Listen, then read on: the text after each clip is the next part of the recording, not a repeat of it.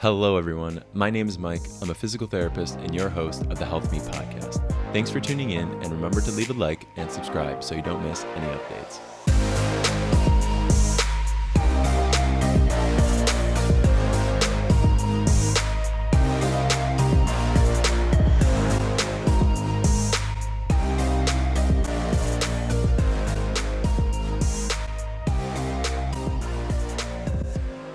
Welcome back to this week's episode of the podcast.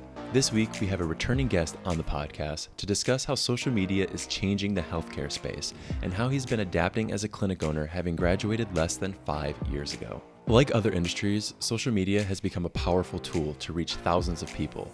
For healthcare workers, it seems to be a slow and steady change, with only a few really stepping out to build their audience and grow by new age media. Thus, it is time for us to get some insight in how to be adaptable in healthcare and change for the new media landscape that is to come. Thankfully for our episode, we have someone who has understood this principle early on, accepting change as a crucial part to be successful in running his chiropractic business. This isn't to say he hasn't used other traditional forms of organic growth as a clinic owner, but he has certainly thought out of the box and gained traction connecting with several social media influencers and actors.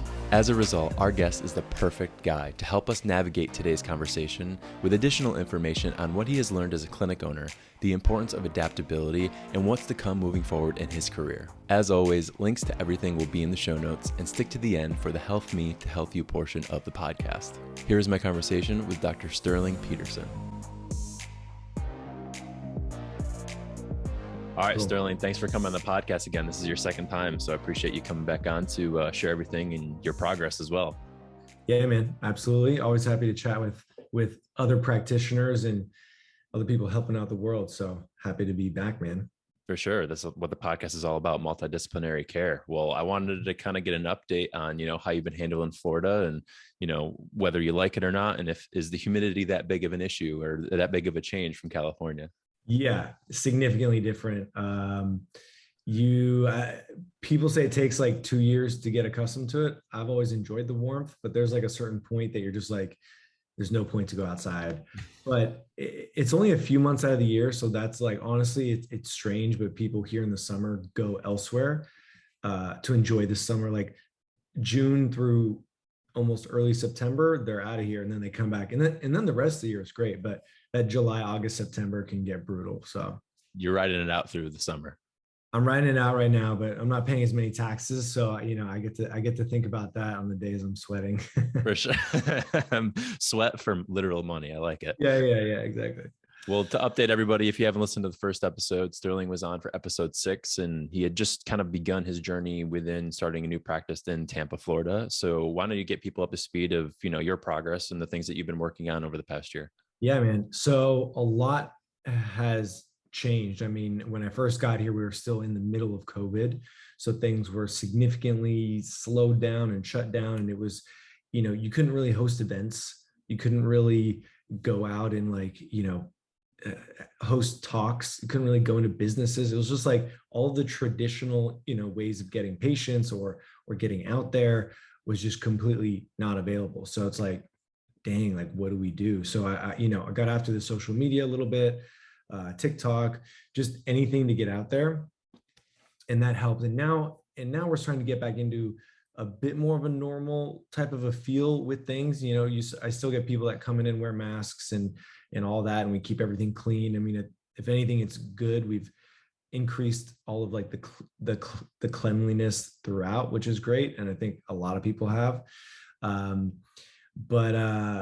But in regards to getting patients, I think we've done a lot more online. Like before, a big, driver for us in California was actually going to tech companies and talking to them when they had like health days or, picnics or just any type of an event. And we would get 10, 20 people interested coming in, and it was great.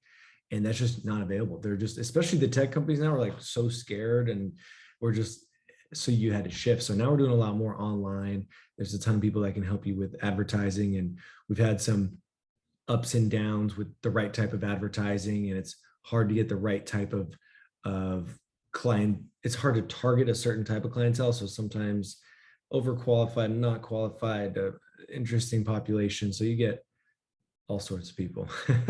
Interesting. Well, I like that. I wonder, was it almost a blessing in disguise that you had done it during COVID? I mean, although it was probably more difficult, it probably made you get creative and became ultimately a better clinic owner.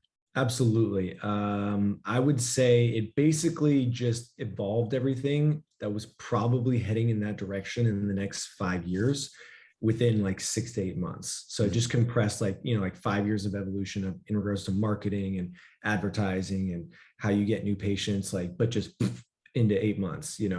And so a lot of people weren't, it was just too fast. They weren't ready. They didn't know how to shift. And so I think that's the way it was going anyway. So instead of it being like a 10% of your business or a 20% of your business, it's like over 50 to 60% of your business.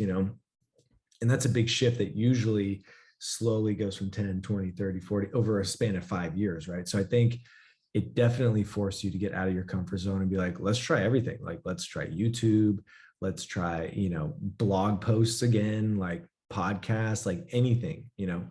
So you got humbled a little bit during COVID and just like, all right, I'm not a genius right now, but I'm open to trying everything and I'm going to work hard. And that was kind of what we all had to go through a bit. And is that your typical way that you handle change and maybe discomfort? Is that something that you would, you figure that this is a difficult scenario, so I'm just going to work harder and try to plow through it? Or was this something that you've always had to work on?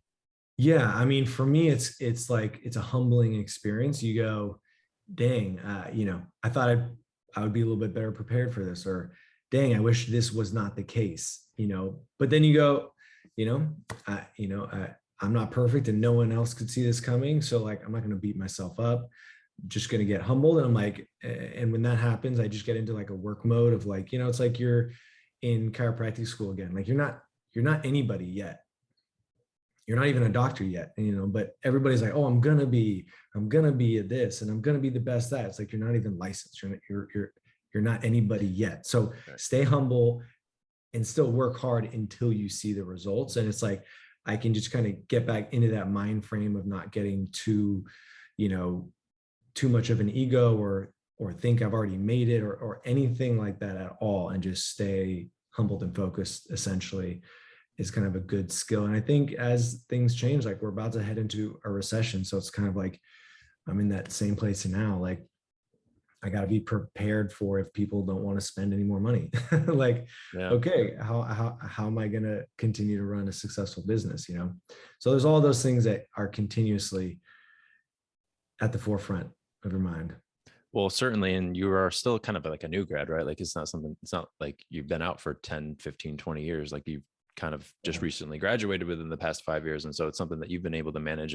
But you've had a good team around you who've been able to help support you and try to help facilitate growth and overcome probably a lot of roadblocks that you may have would have otherwise maybe had spent more time on or had more difficulty with had you not had a team built around you.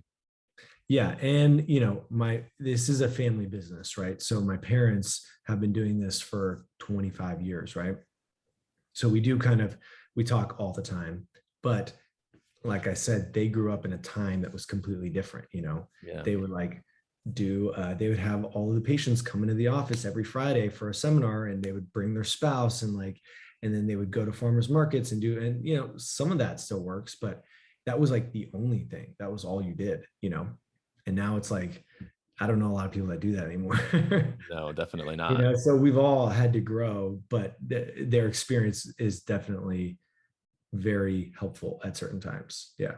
Did you meet resistance with talking to them to be like, listen, I understand this is what worked in the past, but we got to shift and go in a different direction now?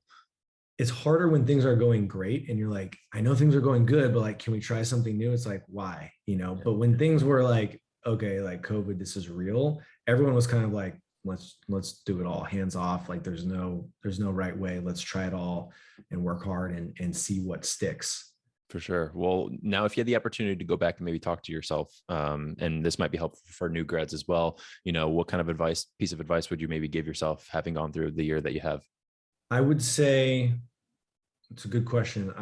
I would say make sure that you have the skills to be able to produce everything on your own, so you don't rely necessarily on an external factor like solely. So An example would be if you don't know how to get new patients, or you don't know how to talk to new patients, or you don't know how to get people, successfully through a program, or interested in enough care to be like, I want to come back and see you like 10 times or 20 times because I know you're going to help me. And I know this isn't just a one-time thing.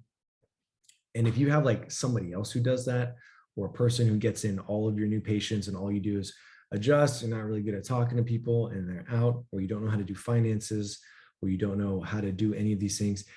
And when times are tough, you got to be able to know how to handle all of those yourself. So I would just say continue to learn, even in areas that you may not be so interested in, but are super vital when it comes to running a business. Unless you plan to just be an employee forever. And if you only plan to be an employee, then you got to understand that when times get tough, you may get fired, you know?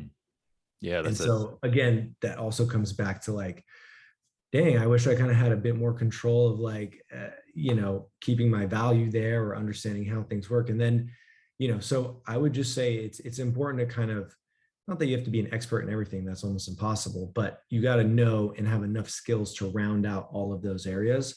I would also say, try not to get too big of an ego, or too overconfident that like, I don't need to learn anymore. Like, I'm adjusting people, or I'm taking care of people. They're happy. They're getting better. I'm good. Like, why do I need to get better? And eventually like people can feel that, and they can sense that like he stopped learning, he stopped evolving, he stopped getting better. The excitement of like all that is gone. So I would just say continuously like learn to enjoy your craft and improve your skills, and just be a little bit more self independent for surviving tough times, if that makes sense. No, for sure. Yeah. And did you wish that maybe you started earlier in chiropractic school? And, this can relate to other clinicians, as well as maybe even just patients who are people who are in other areas of their life and they're going through a difficult time, and maybe they want to transition to something, if they're in the middle of a transitionary period in their life where they want to do something different, or they're going to achieve something. Do you think that you wish you started these sooner? And what did you have any hesitancy in chiropractic school to start some of the stuff that you had alluded to earlier, that there was stuff that you didn't want to do, right? Like maybe it was learning about like finances, or learning about like how to run a clinic or something like that. And do you think that people should get started as soon as they can? Yeah, I think, and just, you got to find what speaks to you. Like, you got to find if it's another doctor that you respect, if it's another even classmate who's just great at understanding how to do like all of the software, make it super easy on you, or a person who's creating a posture app, and you're like, dude, like teach me, like I don't know anything about technology, but I want to learn how to use it. Or a person who knows how to sell programs like crazy, that's super vital. So I would just say you just need to learn it, and don't shut yourself off to be so like narrowly focused in one thing. Because if that thing is not as big as you think it's going to be, all of a sudden that's your only skill. Sure. And then someone else will hire another person that's just got a bit more broad base of skills, you know what I mean? But again, if you're really good at one thing, you'll always have a job, but it's also just smart to like be able to be self-sufficient a little bit. Yeah, well, one thing that you're really good at is actually social media, and you've really built a great network of people around you, and you've worked with a long list of of people. I've seen you at some influencer houses, and also working with many different people and models and so on. So I guess like, what have you always been someone who's been into social media? And I guess how have you been able to build such a large and diverse group of community of people? Yeah, I mean, it's kind of a blend of like two things, and that was when I was going through chiropractic school. I was also doing a bit of the modeling to pay for school, so I like had an agency, and so kind of knew these people. So I'd post some interesting pictures, which at that time was good for social media. So it grew a little bit, and then I would post, I'm in school doing more healthy things. So I kind of like slowly like told all my people this is what I'm going to be doing, and it feels like you're in school forever. So like, like eventually they're like, oh, he's been training for years. Okay, wow, he's finally a doctor. Great. He's a chiropractor.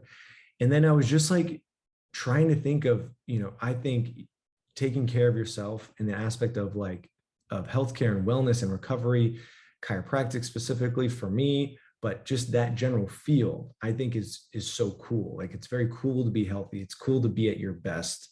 It's cool to feel great. You know what I mean? Whenever you don't feel great, you're like, oh, this is like the worst. I'll do anything to feel better. Right. So for me, I've always been like, I just want to feel great as long and as consistently as I can. And I think that's very cool. Right. So for social media, it's like all about being cool or trendy or getting views. And like, sometimes it's cringy, but in the end, it's like, how do we make chiropractic cool? Like for me specifically, right? And I was like, well, I could just, there's not a lot of options, I can either talk about it like face like this, or I can just show people what I do and make it very interesting. And it turns out people love that and the sounds it makes and the cool things you do. And I was like, well, how can I make it cooler than just like a boring office? I'm like, well, I'm gonna go to a beach. I'm gonna go to influencers pool in their backyard. I'm gonna go on to wherever. And I'm like, this is like, it's all about, like visually cool, fun, exciting things. And, I did it at Coachella. That's how it all started, was at Coachella, like 2 years before the pandemic or something. I went out there with a friend of mine who would also come in and get adjusted. And so she was like, please like adjust me. Like, I threw out my neck last night, too much dancing. I was like, all right, but like, can I record it? She's like, yeah, sure. And then, I was like, all right, well, I'll record a few, see how these go. And then went crazy. It did like so much better than anything else I'd ever posted. I was like, all right, maybe I'm onto something. And there was some chiropractors, but not nearly like how it is now. Like now it's just everywhere. But that'll change too. Like in a couple of years, it'll be something a little bit different. But I think my goal was like, how do I make this cool and something that people want to reach for? Like, I want to get, like, I get so many people who are like, wow, that like looks scary or whatever. And it sounds crazy, but I want to try it. Like, I've never been adjusted. And they're like, wow, that wasn't so bad at all. I feel amazing, And I'm like, that's kind of what the result ultimately is, obviously increasing patience and increasing awareness. And then when you get a good reputation, other people, so these other influencers would like talk to the other influencers. Hey, I saw you got adjusted. How was it? Oh, it was great. It was good. I felt amazing.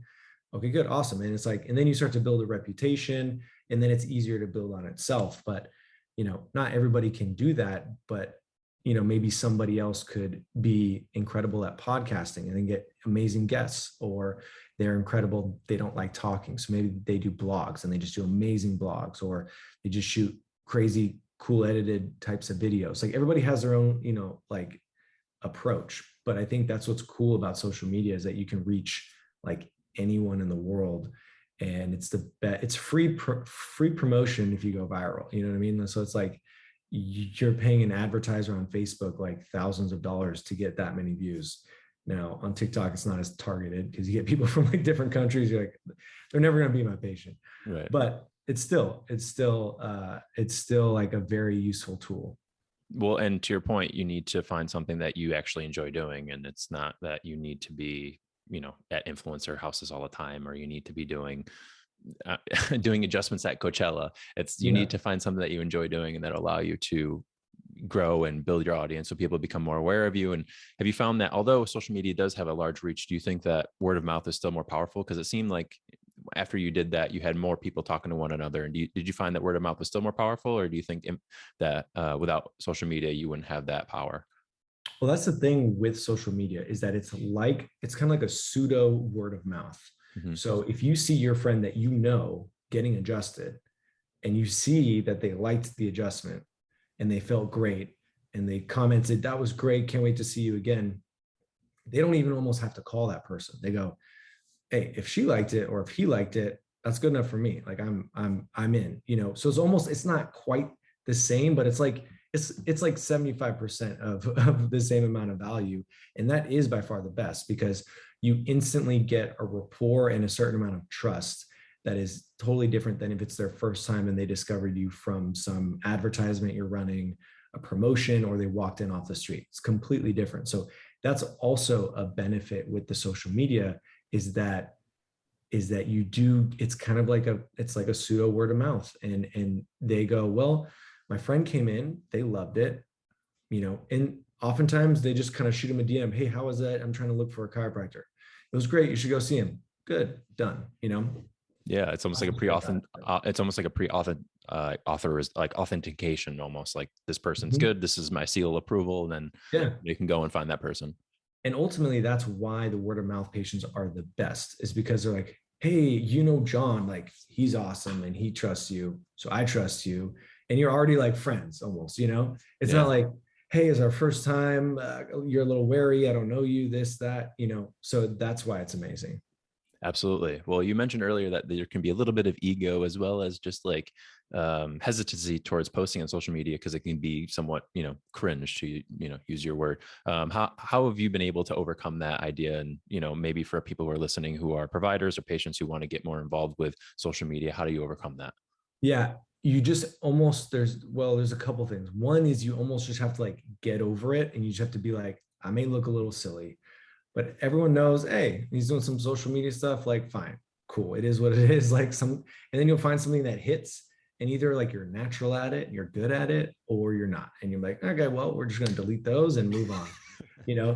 but, there are like, in TikToks, there's everything. There's accountants that dance. There's like, like dentists that do like also crazy dances and like, and all sorts of things. So, but again, if you're just like, there is no way you'll ever catch me doing that, then like, cool, do some cool pictures of you and a great patient, or a success story, like a picture of you and, a split picture of your face and a success story of a patient, or, certain things just won't go as viral, fair, but you got to know, there's a lot of different ways to slice it. And even for me, like, I talked to this other guy who does a lot bigger accounts than the account that I have. And he's like, I think you need to get out there even more. I was like, more? He's like, yeah. And I was like, and you have that like uncomfortable of like, it's just like, oof, like, do I have to, Right. And he's like, yeah, dude, like you could get bigger. You just have to be out there more. Like, you got to produce more content, do more types of things, get out of your comfort zone. And I'm like, so even for me, I've had some small amount of success, but that I'm being told the same thing. Like, just get out there and do more. I'm like, oof, I'm like, does that mean I gotta like talk to a stranger off the street and try and do an adjustment and make a whole, a whole video on it for Right. TikTok and YouTube with like the emotional soundtrack in the back and I can the see the crazy YouTube story? thumbnail now. Just random Yeah, stranger, a homeless person.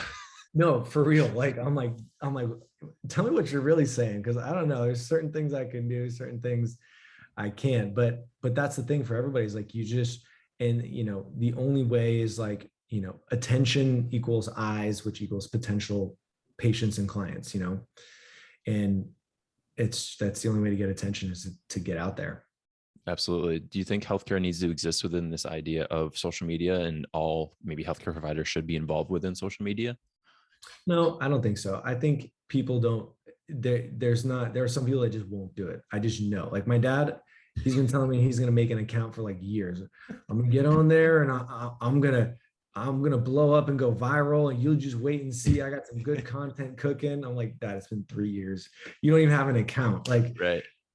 so some people just like aren't going to do it, and it's fine, and but I don't think it's something that should be looked down upon either. Like, we're only going to get more social media-esque, in the sense of like, imagine we're in like a web 3 type of a world where you can, like put on your like quest headset and go for a tour and an adjustment without actually going and seeing like what it's like. That's pretty cool, so there's going to be so many things. And if you're just not comfortable ever in front of a camera or talking, I would just say try and learn, because there may be an opportunity that you don't want to miss, if you're just too uncomfortable or have no skills in that realm.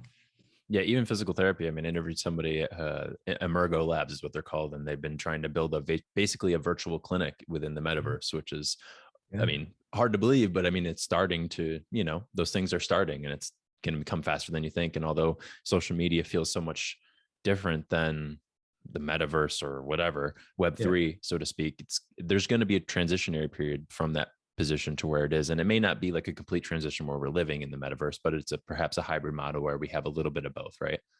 Totally. And like for us, we are going a lot more telehealth too, which is like something we didn't know beforehand. So now our practitioners that are either like a nurse, like a functional medicine practitioner, you know, even a chiropractor who's talking about nutrition, they now have to be able to do this, a Zoom visit, and be comfortable and talk to somebody and understand not only how to work technology, but like how to come across still as a real person instead of like super boring or like uncomfortable or shy. And that might be part of your job description as a practitioner, like be able to do Zoom calls. So so I just think it's a very valuable skill that if you have two equal candidates and then you have a candidate that's got a social media platform, guaranteed they're going to go with the person who's got somewhat of a platform and an audience, because the potential of eyes and people coming in from that person is so much greater. It's really hard to put a number on it. Well, it's also the subconscious like acceptance, like this person is either doing more or they are, like you had mentioned, they're a good communicator, or they are, whatever it may be, they have that extra thing, that extra oomph that will put you above somebody else. And not that it's a game of like you versus everybody, but it's kind of this idea of you being, if you're going for a job, it might be that little bit of an inch, or that, you're going to apply to, whatever, that might be something that will allow you to be better. And it ultimately makes you better, right? It doesn't have to be like getting the job. It's making you a better practitioner. It's making you a better person, making you somebody who is able to communicate in an effective way. And that's ultimately just makes you a better human, right? Absolutely. Have you thought that though, patients coming in to your clinic have been more educated on chiropractor as a result of social media, or how have you seen the effects of it in regards to like how educated your patients are? Yeah, I mean, the thing that, in social media, it's a very brief glimpse, right? So you don't, there's a lot more education that I like to do in-house, because I'm like, this is actually like what we're doing with this adjustment that you just saw and it sounded crazy and then the video ended, and these are the results, this is the expectations, all of that. But I do get a lot more people that was like, oh my God, I've seen, I just like sit in bed and I watch chiropractic videos and I think it's the best. Yeah. But it's like I've always been kind of scared. And but like I wanted to try it out. So that's kind of like what they know. And they're like, so like, okay, good. So I know to relax, and like I know this is kind of what to expect. And I don't know if it's crazy or not, but like let's try it. But they don't know, they won't ever know how it feels until they get it done. Same thing with PT, right? Yeah. You're like, well, he looks flexible, but how does that feel? You don't know. Or, oh wow, you can't turn your neck because you've got a joint that's completely tightened up, and then you get it opened up and you're just like, whoa, okay, like yeah, I can see someone turning their neck, but that feeling is something that you really need to experience. But I mean, I would say it's brought more awareness. I don't know about complete education, but I would say awareness.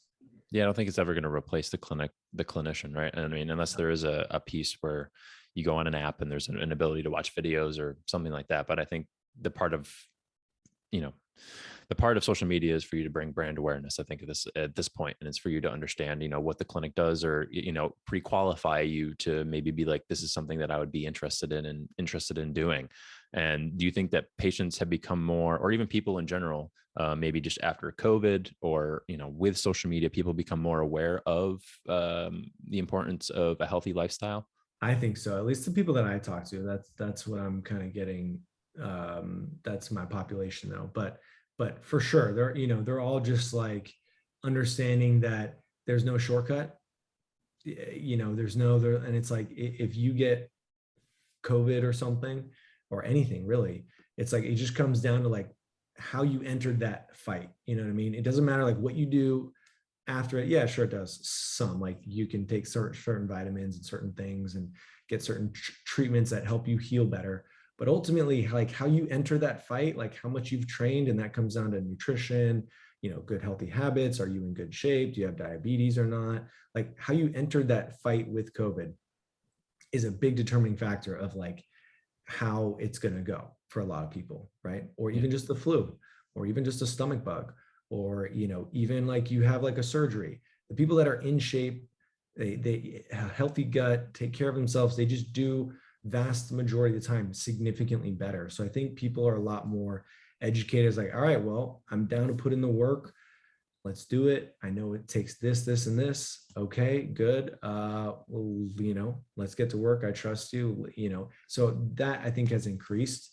Um, And, anytime something, scary happens, like a friend or like a family member has some cancer, they're like, okay, like no more, I'm not waiting anymore. Like that can't be me. I got to get after it now.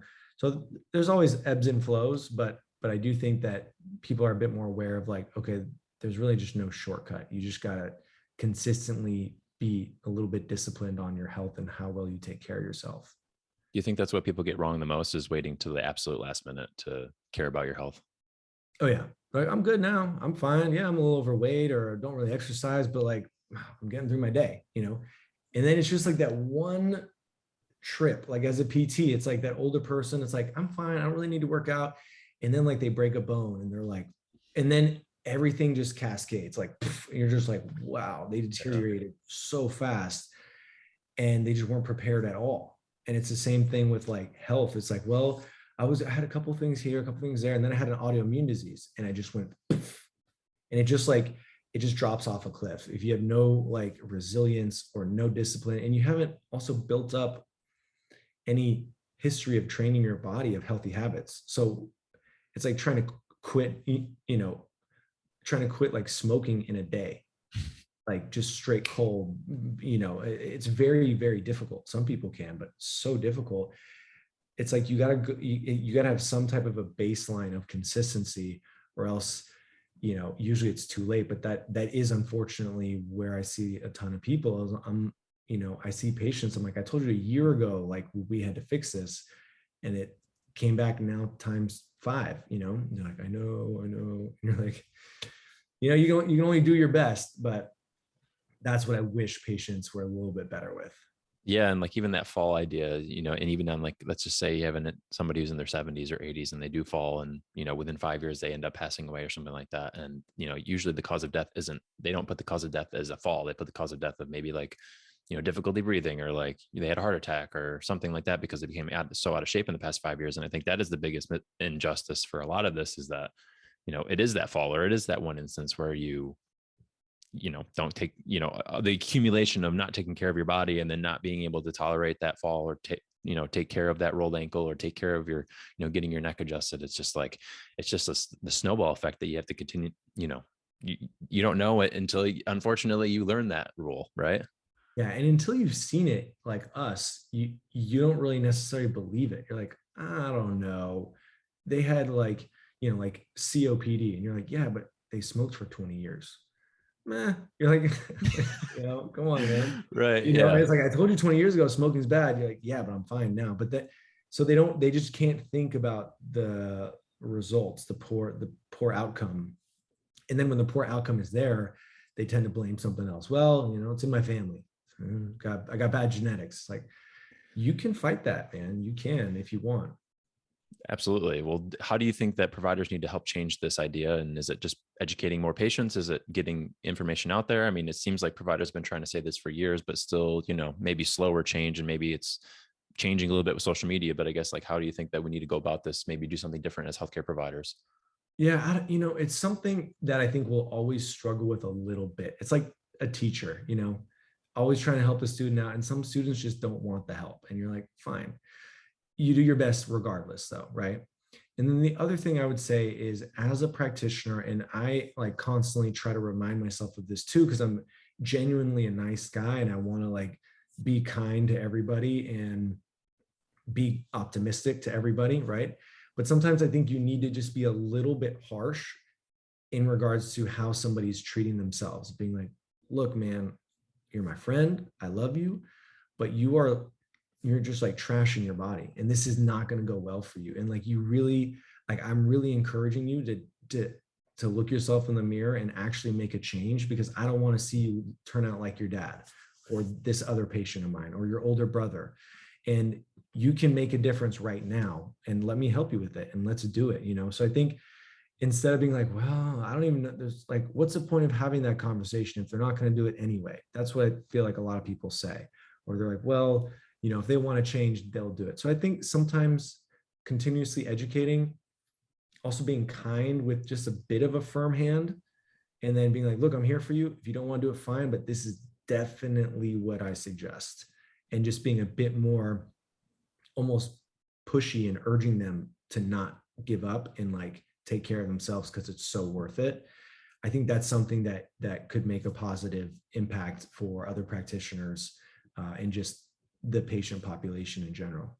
Yeah, and if you're a patient who maybe they did get a tough hand from a provider, take it in a way that they care about you, right? Like Mhm. they didn't, you didn't go to a clinic and they're like, yeah, just do this, and they're very passive. Like this person sat down, had a conversation with you, and told you how it is, so to speak, right? And although that might hurt your ego or hurt you as a person, perhaps it's something that you should be looking into. And I found that I've been spending more time talking to patients in the first initial eval rather than even talking about exercise. I'm just trying to educate the patient. Have you found the same thing? Yeah, I think that's a great point too. It's like when you have that initial conversation with that patient, that goes a long way, and they do appreciate you being a bit firm, because I hear a lot. I went to this chiropractic. It was like an auto insurance place, and like they just like barely adjusted me, put some pads on me, and sent me out the door. And they don't feel that they cared, because they didn't. They probably didn't. So it's like a tough coach. Like if you have a coach that's like, look, man, you can go to the next stage. Like you could be an all-star, but like you can't be slacking off. You got to put in some extra work. You're like, okay, so it's possible. Like you're kind of like, damn, that was harsh, but also thanks, because if you believe in me, I can believe in myself too. And so I think people that actually want to get better will prefer that option than passive, lazy, not really caring, like 10 times out of 10. Right. Yeah. And it's ultimately up to the patient for them to decide that they want to change. And, if you give them the firm hand and they decide not that you're not the right clinician for them, then that might be good for you because you didn't waste their time. They didn't Right. waste your time. Like it's ultimately a win-win situation nonetheless, even though there might be a little bit of a, a hurt to the ego. Yeah. And also it kind of protects you in the sense of like, if you just half-assed it from the beginning and they didn't get better, and then they're like, well, I thought I was going to get better. And you're like, I should have said more earlier, and then you're Yeah. like, Yeah. Yeah. but if you're like, look, I said from the beginning, this is what it's going to take. They're like, yeah, you're right. Let's keep going instead of, so if you start off too soft, you set yourself up for failure if you don't get the results that you want.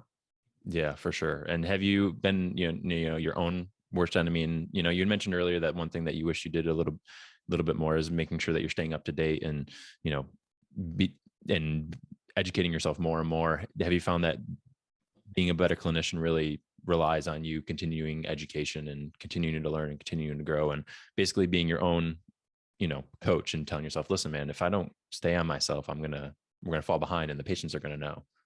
Yeah, I do think so. At least that's my current thought process, is that if you basically stop trying to get a little bit better or make tweaks here and there, or trying to continuously educate yourself about a new technique, or, oh, that's a new study, let me look into that. It keeps it alive. You know what I mean? Like it keeps everything alive. Whereas if you just get bored and over it, your patients are like, man, he's just clocking it in and out, and he doesn't care. And they don't want to go see you anymore, because they know that you're not inspired by doing what you're doing, and you're only doing it to either collect a paycheck, or because you don't have anything else to do, or I don't even know. But I think that continuously, trying to stimulate your mind of how you can either improve, or how can you make this a little better or more exciting, or how could you communicate that differently to a patient, that definitely comes across, because they're like, oh, that's new. Have you been learning? Yeah, I went to the seminar. They're great. Like, how cool is that if you had you know, a teacher that was continuously, increasing their ability to teach you new things in class, and they're like, guys, I just went to class, I just went to school, or I went to a seminar over the weekend, and I learned how to teach you guys a little bit different. I'm like, my teacher's putting in the work, I got to put in the work too. Like, so I think it's the same thing as like, if my doctor is putting in the extra work to improve me, I kind of owe it to him to put in the work as well. So I think it creates a nice culture. For sure. And lead by example, which is great. And, Mhm. what are you most excited for next? How are you continuing to educate yourself moving forward? I mean, you got this clinic, I'm sure you're making a lot of momentum and you're building a great community there in Tampa. I guess, what are you most excited for next for the clinic and what's in the future? Yeah, I mean, I think for us, we're interested in adding a couple new other modalities in regards to the wellness and the recovery space. So by that, I'm talking, we already have IVs, but there's some awesome stuff with, hyperbaric chambers, infrared saunas, all different types of things not really like stem cells, but there's like a whole bunch of other cool things in that realm. And then also we're expanding to Austin, which is cool. So we're going to be opening an office there. So it's just kind of, and it's going to be like slightly different size wise, and we're going to be doing things a little bit differently. So it's just, how can we continuously, refine the process of opening a clinic and helping out that community. And then here I'm just continuously, like this other coach for social media said, I got to get out there more. So I'm like, how do I get out there more? I'm like, what else am I going to do? So doing stuff like that and just trying to get better at each of the main key parts of maintaining a business is kind of what my current focus is on. Nice. Well, it's certainly exciting, and I'm sure people are going to be finding more and more of your reels, as well as more of you on social media. And if you're in Austin, like, you have something to look forward to. If to a new clinician and a new company coming towards you, new chiropractic business, that'll be great. Yeah, I'm excited. So everybody, please check me out, show some support. And if you do have any questions, I'm actually great at answering them in my DM. So I get a lot of, either future chiropractors or other clinicians or people that are on the fence between one profession or the other. And I'm always happy to share my insights or anything like that with people. So, anyone can reach out. My Instagram is Dr. Sterling, all spelled out. So DOCTOR Sterling. That's on TikTok and Instagram as well. So people can check me out. I'm always happy to help others. Awesome. Well, you already answered the last question of our final part here of the podcast. This is the health me to health you portion of the podcast. So you've answered these questions before, so you already know what's to come. But I want to see if your answer kind of changed a little bit here. If you had the attention of everyone in the world for 30 seconds, what would you say?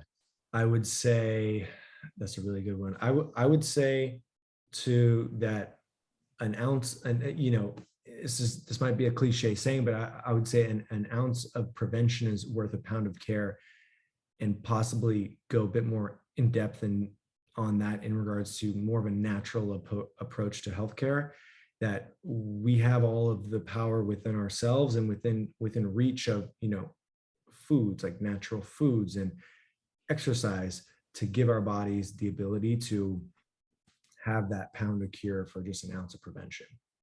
I couldn't agree more. Actually, really speaks to a lot of what we talked about today. So couldn't put it better myself.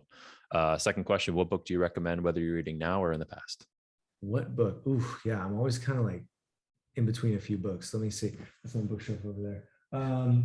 There's one that it's not really chiropractic related, but it's called The 48 Laws of Power. And it's a bit more of a macro mindset of like, it's kind of like The Art of War. It's like, it's a little bit an older book. Like, we don't really do like war in that sense, but the principles of it still apply. And I just find it's kind of cool to think about things in a different way. And I found that book, it's a big book, but I found it very, very interesting. I'll have to add that to my list. I haven't gotten through. I got through The Art of War, so I'll have to look into or War of Art. There's two of them. I read both of them, War of Art and Art of War. I think there's two of them, but I'll have to add that one. 48 Laws of Power, you said, right? Yep, it's great.